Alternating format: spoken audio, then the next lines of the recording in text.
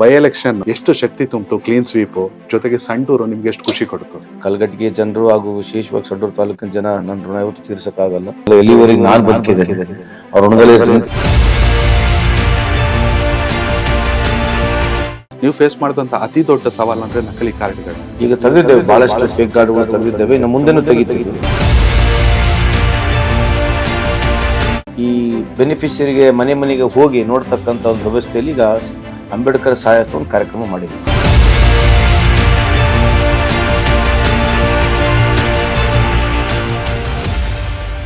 ಮಾಜಿ ಮುಖ್ಯಮಂತ್ರಿಗಳ ಕ್ಷೇತ್ರದಲ್ಲಿ ಹಾವೇರಿಲೇ ತುಂಬಾ ಫೇಕ್ ಕಾರ್ಡ್ಗಳಿತ್ತು. ಅದಷ್ಟು ಈಸಿ ಅಲ್ಲ ಇದು. ಯಾಕಂದ್ರೆ ಏನಾಯ್ತು ಅಂತಂದ್ರೆ, ನಾನೇನು politically not trying to defame anybody. ಒಂದೊಂದು ಜಿಲ್ಲೆಗೆ ಸುಮಾರು 2.5 ಲಕ್ಷ 3 ಲಕ್ಷ ಹಾವೇರಿ ಅಂತ ಹೇಳಿದ್ರೆ 3 ಲಕ್ಷ ಕಾರ್ಡ್ ಹಾವೇರಿಲಿ. ಹೌದು ಸರ್.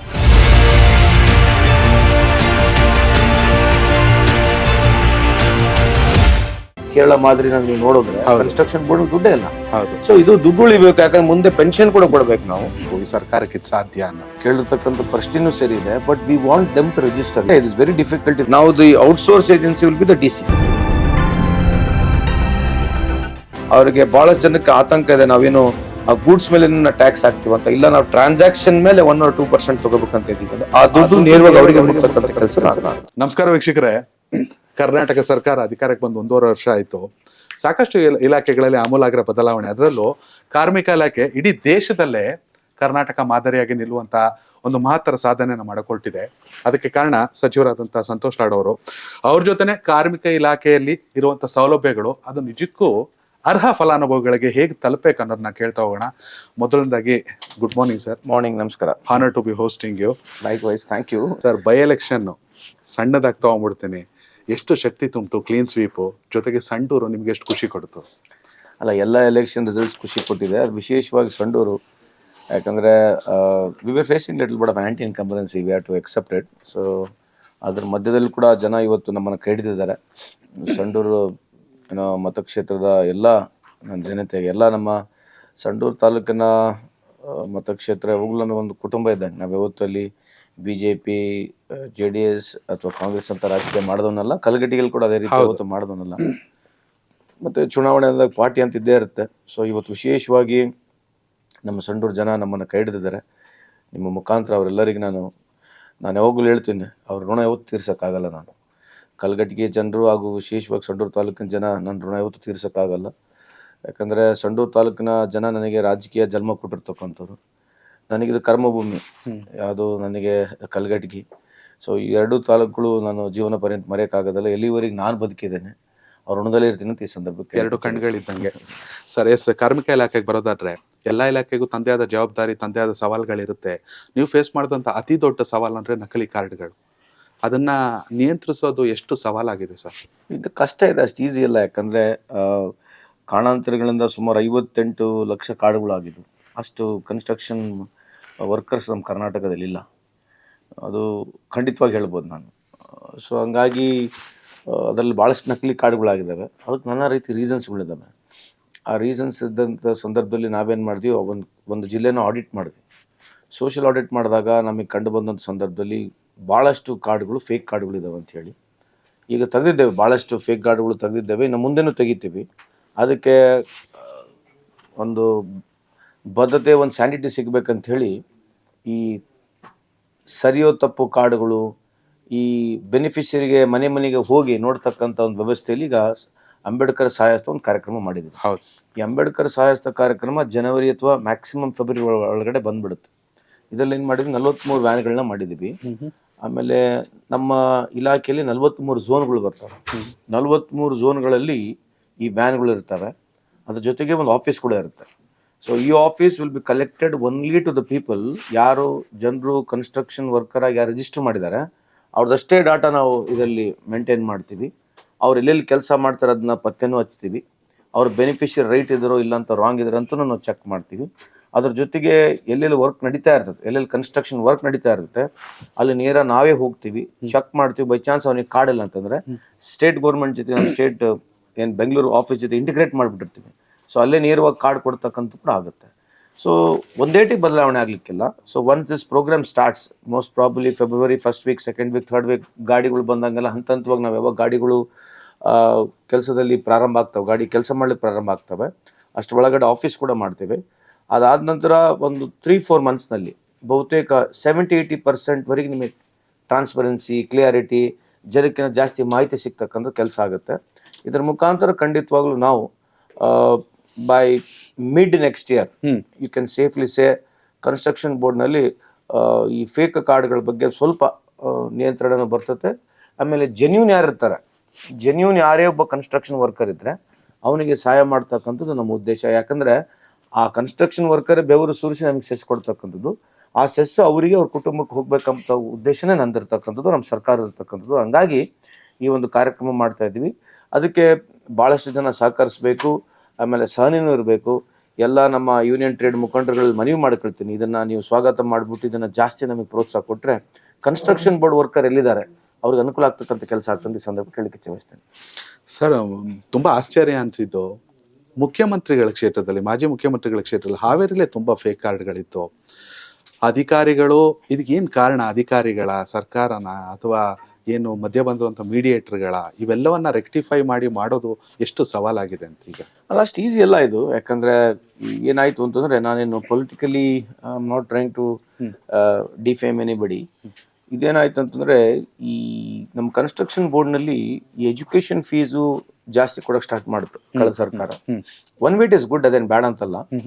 ಅದೇನಾಯ್ತು ಅಂತಂದರೆ 3,000 ಇರ್ತಕ್ಕಂಥ 10,000 ಕೊಟ್ಟರು, 10,000 ಇರ್ತಕ್ಕಂಥದ್ದು 20,000, 20,000 ಇರ್ತಕ್ಕಂಥ 40, 50, 60,000, 50,000 2 ಲಕ್ಷ, ಈ ಥರ ದುಡ್ಡು ಕೊಡ್ತಾ ಹೋದರು. ಅದೇನು ನಂದೇನಲ್ಲ ಪೆನ್ಷನ್ ಇದೆ ಅಂತಂದರೆ, ನಮ್ಮ ಇನ್ಕಮಿಂಗಿಗೆ ಔಟ್ ಗೋಯಿಂಗಿಗೆ ವ್ಯತ್ಯಾಸ ಇದೆ. ನಮ್ಮ ಇನ್ಕಮಿಂಗ್ ಇವತ್ತುವರೆಗೆ ಇರ್ತಕ್ಕಂಥದ್ದು ಕೇವಲ 1,000 ಕೋಟಿ ಮಾತ್ರ. ಹೌದು. ಅವರು ಕೊಟ್ಟಿರ್ತಕ್ಕಂಥ ದುಡ್ಡು ಏನಿದೆ, ಕೇವಲ 2 ಲಕ್ಷ ಅಪ್ಲಿಕೇಶನ್ಸ್ಗೆ ಹಂಗೆ ಕೊಟ್ಬಿಟ್ರು ಅವರು.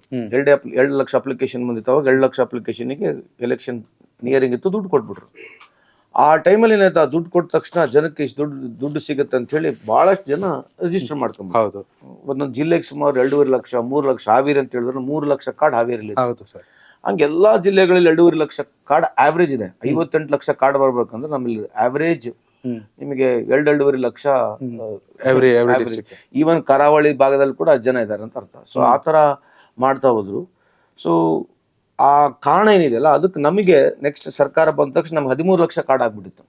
ಹೌದು. ಸೊ ನಾವು ಯಾಕೆ ಫೀಸ್ ಕಮ್ಮಿ ಮಾಡಿದ್ವಿ ಅಂತ ಭಾಳ ಜನಕ್ಕೆ ಏನೋ ಒಂದು ಆತಂಕ ಇದೆ, ನಮ್ಮ ಮೇಲೆ ಬೇಜಾರು ಕಂಡಿದ್ದಾರೆ. ಆ 2 ಲಕ್ಷ ಕಾರ್ಡ್ಗೆ ನಾವು ದುಡ್ಡು ಕೊಟ್ಟರು, 2 ಲಕ್ಷ ಬೆನಿಫಿಷರಿಗೆ ಏನು ದುಡ್ಡು ಕೊಟ್ಟರು, ಅವ್ರು ಯಾರು ಅಪ್ಲಿಕೇಶನ್ ಹಾಕಿದ್ರು ಎಜುಕೇಷನ್ ಫೀ, ನಾನು ಅಷ್ಟೇ ಕೊಟ್ಟರೆ ನನಗೆ 1800 ಕೋಟಿ ಬೇಕಾಗಿತ್ತು. ನಮ್ಮಲ್ಲಿ ಸುಮಾರು 24ರಿಂದ 25 ಸರ್ವಿಸ್ಗಳನ್ನ ಕೊಡ್ತೀವಿ. ಇದು ಒಂದಕ್ಕೆ ನಾವು ಚೆಕ್ ಮಾಡಿ ನೋಡಿದ್ರೆ, ಅಷ್ಟು ದುಡ್ಡು ಕೊಟ್ಟರೆ ನಮ್ಮ 2-3 ವರ್ಷದಲ್ಲಿ ನಮ್ಮ ಇರ್ತಕ್ಕಂಥ ದುಡ್ಡೇ ಖರ್ಚಾಗ್ಬಿಡುತ್ತೆ, ಬೋರ್ಡೇ ಇರಲ್ಲ. ಇದೇ ರೀತಿಯಾಗಿ ಭಾಳಷ್ಟು ಬೋರ್ಡ್ಗಳು ಖಾಲಿನೂ ಆಗಿದಾವೆ, ಬೋರ್ಡಲ್ಲಿ 1 ರೂಪಾಯಿನೂ ಇಲ್ಲ. ಕೇರಳ ಮಾದರಿ ನೀವು ನೋಡಿದ್ರೆ ಕನ್ಸ್ಟ್ರಕ್ಷನ್ ಬೋರ್ಡ್ ದುಡ್ಡೇ ಇಲ್ಲ. ಸೊ ಇದು ದುಡ್ಡು ಉಳಿಬೇಕು, ಯಾಕಂದ್ರೆ ಮುಂದೆ ಪೆನ್ಷನ್ ಕೂಡ ಕೊಡ್ಬೇಕು, ನಾವು ದುಡ್ಡನ್ನ ಉಳಿಸ್ಬೇಕು. ಆಮೇಲೆ ಕೆಲವು ಅಪರೆನ್ಷನ್ಸ್ ಇದೆ, ನೀವು ಬೇರೆ ಪ್ರೋಗ್ರಾಮ್ಗಳನ್ನ ಸ್ಟಾಪ್ ಮಾಡಿಬಿಟ್ಟು ನೀವು ಡೈರೆಕ್ಟ್ DBT ಮಾಡ್ತಕ್ಕಂಥ ಒಂದು ಒತ್ತಡ ಇದೆ. ಕೆಲವರು ಪರನೂ ಮಾತನಾಡ್ತಾರೆ, ಕೆಲವರು ವಿರುದ್ಧನೂ ಮಾತನಾಡ್ತಾರೆ. ಬಟ್ ಕನ್ಸ್ಟ್ರಕ್ಷನ್ ಬೋರ್ಡ್ನ ಸಂಪೂರ್ಣವಾಗಿ ಯಾರು ಎಲಿಜಿಬಲ್ ಇದ್ದಾರೆ ಅಂತಕ್ಕಂಥದ್ದನ್ನ ನಾವು ಇನ್ನೊಂದು ಮ್ಯಾಕ್ಸಿಮಮ್ ಮಿಡ್ ನೆಕ್ಸ್ಟ್ ಇಯರ್ ವರೆಗೆ ಕಂಪ್ಲೀಟ್ ಸಂಪೂರ್ಣ ಕ್ಲಿಯರಿಟಿ ಸಿಗುತ್ತೆ. ಮತ್ತೊಂದು ಕಡೆ ಹೊರಗುತ್ತಿಗೆ ಕಾರ್ಮಿಕರು, ಅದಕ್ಕೆ ಜಿಲ್ಲಾಧಿಕಾರಿಗಳ ನೇತೃತ್ವದಲ್ಲಿ ಒಂದು ಕಮಿಟಿ ಮಾಡಬೇಕು. ಈಗಾಗಲೇ ಬೀದರ್ಲಿ ಅದು ಯಶಸ್ಸು ಕಂಡಿದೆ, ಇನ್ನು 2-3 ಡಿಸ್ಟಿಕ್ ಇಂಪ್ಲಿಮೆಂಟ್ ಆಗುತ್ತೆ. ಬಟ್ ಅಸಂಘಟಿತ ಕಾರ್ಮಿಕರ ಕೂಗೇನಂದ್ರೆ, ನಾವು ಕೂಡ ಒಂದಷ್ಟು ಜನರನ್ನು ಮಾತಾಡ್ಸಾಗ ಎಲ್ಲ ಜಿಲ್ಲೆಗೆ ಆದಷ್ಟು ಬೇಗ ಆಗಬೇಕು, ಈ ಸರ್ಕಾರಕ್ಕೆ ಇದು ಸಾಧ್ಯ ಅನ್ನೋದು ಎಲ್ಲ ಮಾಡ್ತಾ ಇದೀವಿ. ಈಗ ಏನಾಗಿದೆ, ಬೀದರ್ ಮಾಡಲ್ ನಮ್ಮ ಫೈನಾನ್ಸ್ ಅಪ್ರೂವಲ್ 3 ಜಿಲ್ಲೆಗೆ ಕೊಟ್ಟಿದೆ. ಟೆಸ್ಟ್ ಅಂಡ್ ಟ್ರೈ ಮಾಡಿ ನೋಡಿ ಹೆಂಗ್ ವರ್ಕೌಟ್ ಆಗುತ್ತೆ ಅಂತ ಹೇಳಿ. ಇದ್ರಲ್ಲಿ ಏನಾಗೈತಿ, ಏಜೆನ್ಸಿನೇ ನಮ್ಮ ಜಿಲ್ಲಾಧಿಕಾರಿ ಆಗ್ಬಿಟ್ಟಿರ್ತಾರೆ. ಅಂದ್ರೆ ನಮ್ಮ ಸೊಸೈಟಿ ಮಾಡಿರ್ತೀವಿ, ರಾದರ್ ದನ್ ಔಟ್ಸೋರ್ಸ್ ಏಜೆನ್ಸಿ. ಯಾರು 10-15 ಏಜೆನ್ಸಿಗಳು ಇರ್ತಾರೆ ಜಿಲ್ಲೆಗಳಿಗೆ, ಅಥವಾ ಸ್ಟೇಟ್ನಲ್ಲಿ ಯಾರೋ ಏಜೆನ್ಸಿ ಅಲ್ಲಿ ತಗೊಂಡು ಕಾಂಟ್ರಾಕ್ಟ್ ತಗೊಂಡು ಇಲ್ಲಿ ಜನ ಕಳಿಸಿರ್ತಾನೆ. ನಾವು the outsource agency will be the DC ನೇತೃತ್ವದಲ್ಲಿ ಅಲ್ಲಿ ನಾವು ಸೊಸೈಟಿ ಮಾಡಿಬಿಟ್ಟಿರ್ತೀವಿ. ಆ ಜಿಲ್ಲೆ ವ್ಯಾಪ್ತಿನಾಗ ಯಾರು ಕೆಲಸ ಮಾಡ್ತಾ ಇರ್ತಾರೆ, ಹೊರಗುತ್ತಿ ನೌಕರರಾಗಿ ಯಾರು ಕೆಲಸ ಮಾಡ್ತಿರ್ತಾರೆ, ಅವರು ಇದ್ರ ಮೇಲೆ ರಿಜಿಸ್ಟರ್ ಆಗಿರ್ತಾರೆ, ನಮ್ಮ ಸೊಸೈಟಿಲಿ ರಿಜಿಸ್ಟರ್ ಆಗಿರ್ತಾರೆ. ಈ ಸೊಸೈಟಿಗೆ ಸರ್ಕಾರ ದುಡ್ಡು ಕೊಡುತ್ತೆ, ಈ ಸೊಸೈಟಿಗೆ ಸರ್ಕಾರ ದುಡ್ಡು ಕೊಡುತ್ತೆ. ಈ ಸೊಸೈಟಿ ಮುಖಾಂತರ ನಾವು ಅವರಿಗೆ ಏನು ಮಿನಿಮಮ್ ವೇಜಸ್ ಆಗಿರಲಿ, PF ಆಗಿರಲಿ, ಏನೇನು ಕೊಡಬೇಕು ಅವರಿಗೆ ಎಲ್ಲ ಸವಲತ್ತುಗಳನ್ನ ಕೊಡ್ಲಿಕ್ಕೆ ಈಸಿ ಆಗುತ್ತೆ. ಆಮೇಲೆ ಇದು ಎಷ್ಟು ರೊಕ್ಕ ಬರುತ್ತೆ, ಸ್ಟೇಟ್ಲಿಂದ ಎಷ್ಟು ರೊಕ್ಕ ಬರುತ್ತೆ, ಅಷ್ಟು ರೊಕ್ಕ ನಾವು ಅವರಿಗೆ ನೇರವಾಗಿ 1% ಅಥವಾ 2% ಸರ್ವಿಸ್ ಚಾರ್ಜ್ನ ಮುರಿದು ಇನ್ನು ಉಳಿದೆಲ್ಲ ಕೊಟ್ಬಿಡ್ತೀವಿ. ಮ್ಯಾಕ್ಸಿಮಮ್ 1% ಒಳಗಡೆ ಮಾಡ್ಬೋದು ನಾವು. ಓಕೆ, ನನ್ನೊಂದು ಪರ್ಸನಲ್ ಕ್ವಶನ್ನು, ಅಲ್ಲೊಂದು 23 ಸೆಕ್ಟರ್ಗಳಿದೆ, ತುಂಬ ಚೆನ್ನಾಗಿದೆ ಇಲ್ಲ ಅಂತ, ಅಲ್ಲಿ ಚಿಂದಿ ಆಯುವರು ಅನ್ನೋದೊಂದು, ಅಂದರೆ ಅವ್ರು ಹೇಗೆ ಕ್ಲೈಮ್ ಮಾಡ್ಕೋತಾರೆ ಸರ್? ಅವ್ರಿಗೆ ಅಷ್ಟು ಗೊತ್ತಿದ್ರೆ ಅವ್ರು ಯಾಕೆ ಚಿಂದಿ ಆಯಕ್ಕೆ ಹೋಗ್ತಿದ್ರು? ಇಲ್ಲ, ಇದೆ, ಇಟ್ ಇಸ್ ವೆರಿ ಡಿಫಿಕಲ್ಟ್ ಇದೆ. ನೀವು ಕೇಳಿರ್ತಕ್ಕಂಥ ಪ್ರಶ್ನೆನೂ ಸರಿ ಇದೆ, but we want them to register. ಈಗ ಏನಾಗಿದೆ, ಕರ್ನಾಟಕ ಸ್ಟೇಟ್ ಕೂಡ ದೊಡ್ಡ ಸ್ಟೇಟ್ ಇದೆ, ಸುಮಾರು 7 ಕೋಟಿ ಜನಸಂಖ್ಯೆ ಇದೆ. ಆಮೇಲೆ ನಾವು ಎಷ್ಟೇ ರಾಜಕೀಯವಾಗಿ ನಾವು ತಿರುಗಾಡಿದ್ರು ನಾವೆಲ್ಲರೂ ನಾವು ಪತ್ತೆ ಚೆಕ್ ಆಗೋದಿಲ್ಲ. ಕರೆಕ್ಟ್. ಅದಕ್ಕೆ ಇವತ್ತು ಆಸಿಂ ಪ್ರೇಮ್ಜಿ ಫೌಂಡೇಶನ್ ಅವರು ಇದ್ದಾರೆ, ಆಮೇಲೆ ಬಹಳಷ್ಟು NGOs ಗಳಿದ್ದಾರೆ, ಈ ತರ ಜೊತೆ ನೇರವಾಗಿ ಕೆಲಸನೂ ಮಾಡ್ತಾರೆ. ಇಟ್ಸ್ ನಾಟ್ ಓನ್ಲಿ, ಬಹಳಷ್ಟು NGOs ಗಳಿದ್ದಾರೆ. ಸೊ NGOs ಮುಖಾಂತರ ಅವ್ರನ್ನ ನಾವು ರಿಜಿಸ್ಟರ್ ಮಾಡ್ಕೊಳ್ತೀವಿ. ಯಾರ್ಯಾರು ನಾವು 25 ಸೆಕ್ಟರ್ ಮಾಡಿದೀವಿ. ಈಗ 25 ಸೆಕ್ಟರ್ ನಲ್ಲಿ ನೀವು ಯೂಶಲಿ ಯಾರು ಕಟಿಂಗ್ ಮಾಡ್ತಾರೆ, ಹೌದು, ಯೂಶಲಿ ನಾವು ಕ್ಷೌರಿಕರು ಅಂತ ಹೇಳ್ತೀವಿ. ಎಲ್ಲಾ ಕ್ಷೌರಿಕರಿಗೆ ಅವ್ರಿಗೆ ಅನುಕೂಲ ಆಗ್ತಕ್ಕಂಥದ್ದು, ಹಮಾಲಿ ಕೆಲಸ ಮಾಡ್ತಕ್ಕಂಥ ಅನುಕೂಲ ಆಗ್ತಕ್ಕಂಥ, ಹೋಟೆಲ್ ಕೆಲಸ ಮಾಡ್ತಕ್ಕಂಥವ್ರಿಗೆ, ಫೋಟೋಗ್ರಾಫರ್ಸ್ಗೆ, ನೇಕಾರರಿಗೆ, ಪೇಪರ್ ಹಾಕ್ತಕ್ಕಂಥವ್ರಿಗೆ, ಚಿಂದಿ ಆಯೋಗರು ಆಗಿರ್ಬೋದು, ಆಮೇಲೆ ಕಂಬಾರು, ಕಸಾಯರು, ಆಮೇಲೆ ನಮ್ಮ ಸುಣಗಾರರು, ಆಮೇಲೆ ನಿಮ್ಮ ಟೆಂಟ್ ಅಲ್ಲಿ ಕೆಲಸ ಮಾಡ್ತಕ್ಕಂಥವ್ರು, ಪೆಂಡಲ್ ಅಲ್ಲಿ ಕೆಲಸ ಮಾಡ್ತಕ್ಕಂಥವ್ರು, ಇಂಥವ್ರನ್ನ ಸುಮಾರು 25 ಸೆಕ್ಟರ್ ನಾವು ಗುರುತಿಸಿದ್ದೇವೆ. ಈ 25 ಸೆಕ್ಟರ್ಗಳು ಇಲ್ಲಿವರೆಗೆ ನಮ್ಮ ಸ್ವಾತಂತ್ರ್ಯ ಸಿಕ್ಕ ಇಲ್ಲಿವರೆಗೆ ಇವ್ರು ಯಾವುದೇ ಸೋಷಿಯಲ್ ಸೆಕ್ಯೂರಿಟಿ ಸ್ಕೀಮೇ ಇರಲಿಲ್ಲ. ಇದು ಮೊದಲನೇ ಬಾರಿಗೆ 25 ಸೆಕ್ಟರ್ಗಳು ಸುಮಾರು ನಮ್ಮ ಪ್ರಕಾರ, ಎಸ್ಪೆಷಲಿ ನಮ್ಮ ಇದು ಅಲೆಮಾರಿ ಜನಾಂಗ ಅಂತ ಕಂಪ್ಲೀಟ್ ಅಲೆಮಾರಿ ಜನಾಂಗದವ್ರು ಕೂಡ ಇದರಲ್ಲಿ ಇದ್ದಾರೆ. ಸೊ ಈ ತರ ಯಾರಿದ್ದಾರೆ, ಸುಮಾರು 25 ಲಕ್ಷಕ್ಕೂ ಹೆಚ್ಚು ಜನ ಆಗ್ಬೋದು, ಅಥವಾ 30 ಲಕ್ಷ ಒಳಗೆ 25 ಲಕ್ಷ ಪ್ಲಸ್ 30 ಲಕ್ಷ ಒಳಗೆ ಇರ್ತಕ್ಕಂಥ ಈ ಜನಸಂಖ್ಯೆಗಳಿಗೆ ಇವರಿಗೆ ಮೊದಲನೇ ಬಾರಿಗೆ, ಆಮೇಲೆ ಟೇಲರ್ಗಳು, ದರ್ಜಿಗಳು, ಸೊ ಇವರೆಲ್ಲರಿಗೆ ಸೇರಿ ಸುಮಾರು ಒಂದು 25ರಿಂದ 30 ಲಕ್ಷ ಕಾರ್ಡ್ಗಳು ಆಗ್ತವೆ, ಇನ್ಕ್ಲೂಡಿಂಗ್ ಡಿಸೇಬಲ್ಸ್, ಅಂಗವಿಕಲರು ಅಂತ ನಾವೇನ್ ಹೇಳ್ತೀವಿ, ಅವ್ರು ಒಂದು 7 ಲಕ್ಷ ಜನ ಇದ್ದಾರೆ. ವಿಶೇಷವಾಗಿ ಅಂಗವಿಕಲರಿಗೆ ಕೂಡ ನನ್ನ ಯಾವಾಗ್ಲೂ always there in my mind. ನಾನು ಬಹಳ ಸಂದರ್ಭದಲ್ಲಿ when I see my heart goes to them. So ಅವ್ರಿಗೆ ವಿಶೇಷವಾಗಿ ಅವ್ರಿಗೆ ಕೂಡ ಅನುಕೂಲ ಆಗ್ಬೇಕಂತ ಹೇಳಿ ಇವತ್ತು 7 ಲಕ್ಷಕ್ಕೂ ಹೆಚ್ಚು ನಮ್ಮ ಕರ್ನಾಟಕ ರಾಜ್ಯದಲ್ಲಿ ಏನು ಅಂಗವಿಕಲರಿದ್ದಾರೆ ಅವರಿಗೂ ಕಾರ್ಡ್ ಕೊಡ್ತಕ್ಕಂಥ ವ್ಯವಸ್ಥೆ ನಾವು ಮಾಡ್ತಾ ಇದ್ದೀವಿ. ಒಟ್ಟಾರೆ ಈ ಅನ್ಆರ್ಗನೈಸ್ ಬೋರ್ಡ್ನಲ್ಲಿ ಈ 25 ಸೆಕ್ಟರ್ಗಳಲ್ಲಿ ಸುಮಾರು ನಮಗೆ 30 ಲಕ್ಷವರೆಗೆ ಜನರಿಗೆ ಮೊದಲನೇ ಬಾರಿಗೆ ನಾವು ಕಾರ್ಡನ್ನು ಕೊಡ್ತಾ ಇದ್ದೀವಿ, ಸೋಷಿಯಲ್ ಸೆಕ್ಯೂರಿಟಿ ಕಾರ್ಡನ್ನು ಕೊಡ್ತಾ ಇದ್ದೀವಿ. ಮಾನ್ಯ ಮುಖ್ಯಮಂತ್ರಿ ಅವರಿಗೆ ಮನವಿ ಕೂಡ ಮಾಡಿದ್ದೀನಿ, ಮುಂದೆ ಬರ್ತಕ್ಕಂಥ ಬಡ್ಜೆಟ್ ಇನ್ನು ಸ್ವಲ್ಪ ದುಡ್ಡು ಕೊಟ್ರೆ, ಇದೇನು ನಾವೀಗ 1 ಲಕ್ಷ 1.5 ಲಕ್ಷ ಕೊಡ್ತಾ ಇದೀವಿ, ಇದು 3 ಲಕ್ಷಕ್ಕೆ ಒಯ್ಬೋದು, 4 ಲಕ್ಷಕ್ಕೆ ಒಯ್ಬೋದು. ಆಮೇಲೆ ಸಬ್ಸಿಕ್ವೆಂಟ್ ಆಗಿ ಸ್ವಲ್ಪ ಆ ದುಡ್ಡು ಬರ್ತಾ ಹೋದಂಗೆಲ್ಲ ವರ್ಷ ಏನೇನೇ ಆದ್ರೆ, ಯಾರನ್ನ ತೀರ್ಕೊಂಡು ಹೋದ್ರೆ 5 ಲಕ್ಷವರೆಗೆ ಕೊಡ್ತಕ್ಕಂಥ ಸಾಧ್ಯತೆ ಆಗುತ್ತೆ. ಇದೊಂದು ಅವರಿಗೆ ಒಂದು ಸೋಷಿಯಲ್ ಸೆಕ್ಯೂರಿಟಿ ಒಂದು ಕಾರ್ಡ್ ಇರೋದ್ರಿಂದ ಅವ್ರಿಗೆ ಮುಂದೆ ಲೈಫ್ ನಲ್ಲಿ ಯಾವ್ಯಾವ ಸರ್ಕಾರಗಳು ಬಂದ್ರು ಕೂಡ ಕಾರ್ಯಕ್ರಮಗಳಾದಂಗೆಲ್ಲ ಅವ್ರಿಗೆ ಅನುಕೂಲ ಆಗ್ತಕ್ಕಂಥ ಕೆಲಸ ಆಗುತ್ತೆ. ಇದು ನನಗೆ ಬಹಳ ಹೆಮ್ಮೆ ತಂದಿದೆ ಅಂತ ಈ ಸಂದರ್ಭಕ್ಕೆ ಕೇಳಲಿಕ್ಕೆ ಇಚ್ಛೆ ಬಯಸ್ತೀನಿ. ಅದೇ ರೀತಿಯಾಗಿ ಟ್ರಾನ್ಸ್ಪೋರ್ಟ್ ಬೋರ್ಡ್ ಮಾಡಿದ್ವಿ. ಟ್ರಾನ್ಸ್ಪೋರ್ಟ್ ಬೋರ್ಡ್ ನಲ್ಲಿ ಏನಾಗುತ್ತೆ ಅಂತಂದ್ರೆ, ಆಟೋ ರಿಕ್ಷಾ ಡ್ರೈವರ್ ಇರ್ಬೋದು, 407 ಡ್ರೈವರ್ ಇರ್ಬೋದು, ಯಾವುದೇ ಕಮರ್ಷಿಯಲ್ ಲೈಸೆನ್ಸ್ ಡ್ರೈವರ್ ಇರ್ಬೋದು, ಟೈರ್ ಮಾಡೋರಾಗಿರ್ಬೋದು, ಪಂಚರ್ ಹಾಕೋರು, ಮೆಕ್ಯಾನಿಕ್ ಇರ್ಬೋದು, ಮೆಕ್ಯಾನಿಕ್ ಮಾಲೀಕರು ಇರ್ಬೋದು, ಟ್ರಾನ್ಸ್ಪೋರ್ಟ್ ಲಾಜಿಸ್ಟಿಕ್ಸ್ ನಲ್ಲಿ ಯಾರೇ ಕೆಲಸ ಮಾಡ್ತಕ್ಕಂಥ ಲಾಜಿಸ್ಟಿಕ್ಸ್ ನಲ್ಲಿ, ಈಗ ಫಾರ್ ಎಕ್ಸಾಂಪಲ್ ದೊಡ್ಡ ಸಂಸ್ಥೆ VRL ಅಂತ ದೊಡ್ಡ ಸಂಸ್ಥೆ ಅಂತ, ಅಥವಾ ಯಾವುದೇ ಒಂದು ಸಂಸ್ಥೆಗಳಲ್ಲಿ ಜನ ಯಾರು ಲಾಜಿಸ್ಟಿಕ್ಸ್ ಕಂಪ್ನಿಗಳಲ್ಲಿ ಕೆಲಸ ಮಾಡ್ತಾರೆ ಅವರೆಲ್ಲರಿಗೆ ನಾವು ಇವತ್ತು ಸೋಷಿಯಲ್ ಸೆಕ್ಯೂರಿಟಿ ಕಾರ್ಡ್ ಅನ್ನು ಕೂಡ ಕೊಡ್ತೀವಿ, ಅವರಿಗೆ ವೆಲ್ಫೇರ್ ಬೆನಿಫಿಟ್ ಸ್ಕೀಮ್ ನ ಕೂಡ ಕೊಡ್ತೀವಿ. ಇದ್ರ ಜೊತೆಗೆ ಗಿಗ್ ವರ್ಕರ್ಸ್ ಬಿಲ್ ಕೂಡ ತರ್ತಾ ಇದೀವಿ. ಯಾರ್ಯಾರು ಪ್ಲಾಟ್ಫಾರ್ಮ್ ನಲ್ಲಿ ಕೆಲಸ ಮಾಡ್ತಾರೆ, ಸ್ವಿಗ್ಗಿ ಇರ್ಬೋದು, ಝೊಮ್ಯಾಟೊ ಇರ್ಬೋದು, ಅಮೆಝಾನ್ ಇರ್ಬೋದು, ಫ್ಲಿಪ್ಕಾರ್ಟ್ ಇರ್ಬೋದು, ಈ ತರ ಯಾರ್ಯಾರು ಆನ್ಲೈನ್ ಪ್ಲಾಟ್ಫಾರ್ಮ್ ನಲ್ಲಿ ಕೆಲಸ ಮಾಡ್ತಿದ್ದಾರೆ ಅವ್ರಿಗೆ ವಿಶೇಷವಾಗಿ ಅವರಿಗೂ ಒಂದು ಬಿಲ್ ತರೋದ್ರ ಮುಖಾಂತರ, ಬಹುತೇಕ 2-3 ವಾರದಲ್ಲಿ ಬಿಲ್ ಬರುತ್ತೆ. ಆ ಬಿಲ್ ತರೋದ್ರ ಮುಖಾಂತರ ಅವ್ರಿಗೆ ಕೂಡ ಸುಮಾರು 5 ಲಕ್ಷಕ್ಕೂ ಹೆಚ್ಚು ಜನ ಇದ್ದಾರೆ ಕರ್ನಾಟಕ ರಾಜ್ಯದಲ್ಲಿ.